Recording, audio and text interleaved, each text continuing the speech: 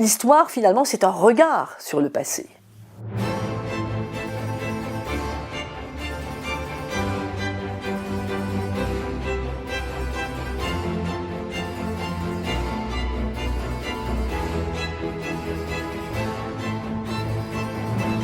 Bien sûr, il y a des phases et des dates, mais ce qui est important, c'est de comprendre comment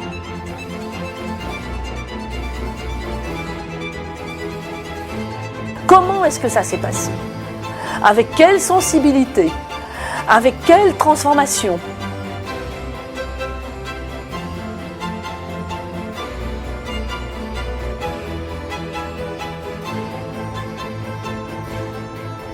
L'histoire est vivante, le podcast d'histoire-géographie des collégiens.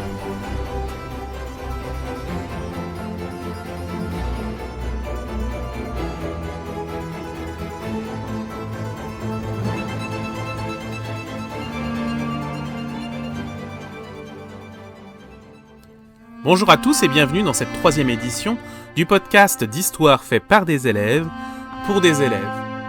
Cette année, les 5e ont à nouveau travaillé sur un ensemble de sujets qu'ils ont choisis afin de vous présenter ces différents exposés sur les périodes de l'histoire qui ont été abordées durant le programme de 5e. Ce 3e épisode est consacré à la vie des femmes à l'époque de Louis XIV. Aujourd'hui, nous allons vous parler des conditions de la vie de la femme à l'époque de Louis XIV et quelles sont les différences entre celles d'une femme noble et celles d'une femme du peuple. Quelles sont les conditions de la vie de la femme à l'époque de Louis XIV ? Depuis sa naissance, la femme est toujours encadrée par les hommes.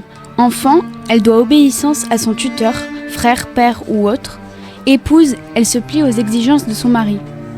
Et les religieuses, à qui devaient-elles obéir ? Les religieuses étaient soumises aux conditions du clergé. Partout, la femme est considérée comme inférieure aux hommes. Qu'elle soit reine, princesse ou roturière, la femme est sous l'autorité de la figure masculine. Quelles sont les différences de la vie d'une femme du peuple et de celle d'une noble ? Les femmes nobles avaient accès à une éducation plus poussée basée sur l'enseignement des arts, musique, chant, danse, tandis qu'à l'inverse, les femmes du tiers-état avaient un accès assez restreint et elles étaient pour la plupart analphabètes, ne sachant ni lire ni écrire. Les femmes nobles étaient légèrement favorisées par rapport au confort de leur vie et le travail qu'elles devaient fournir. Elles logeaient dans des beaux appartements et menaient des vies plutôt agréables en allant à des activités.